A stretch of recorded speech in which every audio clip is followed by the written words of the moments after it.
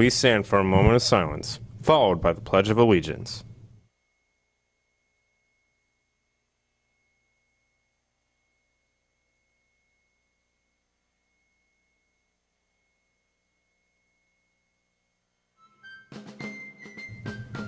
I pledge allegiance to the flag of the United States of America and to the republic for which it stands, one nation, under God, indivisible, with liberty and justice for all.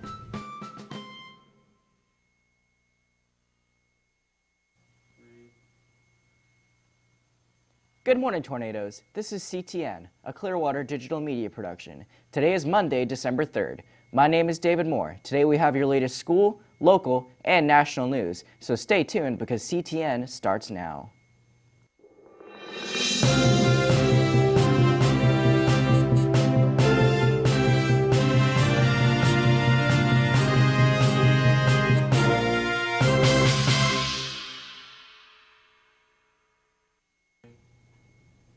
In your headline news, former President George H.W. Bush dies at 94 of natural causes. He will be remembered and cherished as the 41st President of the United States.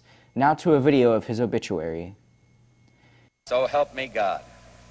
God bless you. The 41st President of the United States called Texas home in the years right before his presidency and during his life after his single term as Commander-in-Chief. But he was born a New Englander in Milton, Massachusetts on June 12, 1924. Long before one of his sons, George W., became governor and later president himself, the family patriarch was simply known as George Bush. The decorated Navy pilot was shot down and rescued in the South Pacific. After a stint in the oil industry, the Yale graduate began his public career in 1963 when he was elected chair of the Harris County, Texas Republican Party. 3 years later, he was elected to Congress. He would eventually become the U.S. ambassador to the UN, chairman of the Republican National Committee, ambassador to China, and director of the CIA.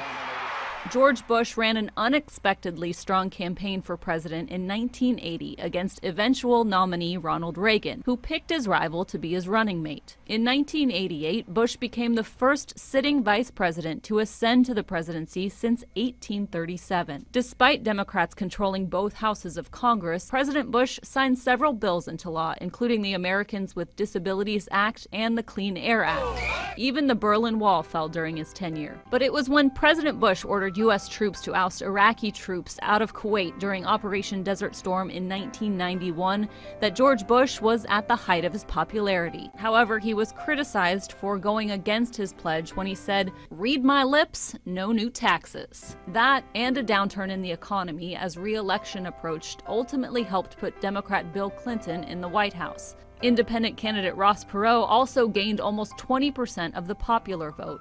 After the bitter defeat, the former president stayed active, working for humanitarian causes, even skydiving. As for his philosophy, Bush once said, "I'm conservative, but I'm not a nut about it." And about his country, if anyone tells you that America's best days are behind her, they're looking the wrong way. Karina Kling, Spectrum News. In your local news, woman dies week after St. Petersburg stolen car crash. A woman who was hit by a stolen car in St. Petersburg a week ago has died from her injuries, according to authorities. Yolanda Spites, 46, was injured on November 24th when the PT Cruiser driven by her mother was hit by a stolen vehicle at the end of 18th Avenue Street and 25th Street South. The stolen vehicle was carrying 4 men: Carl McKinley, 20, Lazarus Falk, 19, Clifford Washington, 19, and Jaquez Rouse, 18. Spites was taken to a hospital in critical condition. She died from her injuries on Saturday afternoon. Her mother was seriously injured in the crash. And finally, in your exceptionally strange news, Dutch court rejects man's request to be 20 years younger. Dutch motivational speaker Emil Ratelband may feel like a 49-year-old, but according to Dutch law, he is still 69. A Dutch court on Monday rejected Ratelband's request to shave 20 years off his age in a case that drew worldwide attention.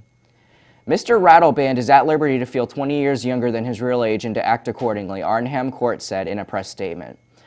But amending his date of birth would cause 20 years of records to vanish from the register of births, deaths, marriages, and registered partnerships. This would have a variety of undesirable legal and social implications. Rattleband went to court last month, arguing that he didn't feel 69 and saying his request was consistent with the other forms of personal transformation which are gaining acceptance in the Netherlands and around the world, such as the ability to change one's name and gender. The court rejected that argument, saying that unlike in the case of a name or gender, Dutch law assigns the rights and obligations based on age, such as the right to vote and the duty to attend school. Now to Ian with your week's weather.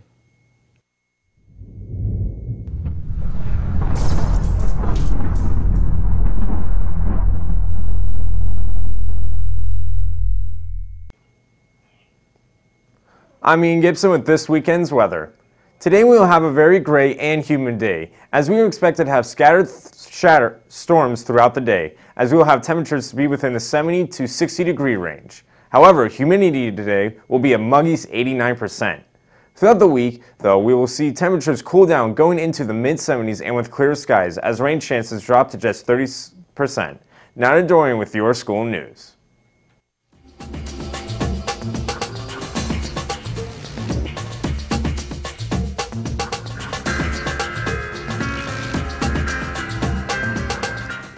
In your school news, Christmas candy grams will be sold during lunches in the cafeteria. Small bags are $1, large bags are $5. They'll be sold until December 12th. The Clearwater Woodshop still has some holiday gifts for sale. We have a large variety of cutting boards made from domestic hardwoods. There will also be a variety of small jewelry boxes available this Friday, and as usual, we're open to making some of your gift ideas into a reality. First come, first serve for everything, and is made to order by students. The time is running out. Contact Mr. Harper in PA3 or at harpern@pcsb.org if you have any gift ideas for the holiday season. GSA will have their meeting today, December 3rd. They'll be doing sign-ups for the holiday gift exchange. The holiday party will be December 17th. Any senior who has not paid their senior fees should do so by December 19th. Senior fees are $85 now, but will increase to $100 on January 8th. Model UN is looking for members. Come debate international affairs. Last year's team took first place in the country. Come join a winning team and help us bring the W home again. City of Clearwater's Sister Exchange program is excited to be accepting applications for the 2019 summer. This is a unique opportunity where students would get to spend 1 week in Nagato, Japan as part of the Sister Cities International Exchange Program. The winter sports team's pictures for boys and girls basketball, soccer, and wrestling will be taken on Tuesday, December 11th. Our CS troupe performed very well during the Thespian District Festival and earned 7 excellent ratings and 9 superior ratings for their individual performances. Our student-directed one-act play earned an excellent overall. Carrie Houston earned the Best of the Best Critics' Choice for her scene design technical event, and Evangelou Gerlach earned second Best of the Best honorable mention for her scene design technical event. Please congratulate these students when you see them. They behaved as wonderful representatives of Clearwater High. Now on to the State Festival in March. The Grease performance will be December 6th through 8th at 7 p.m. Tickets for students are $10, adult tickets are $15. Mu Alpha Theta will be having their meeting tomorrow after school in room D7. And now back to the desk.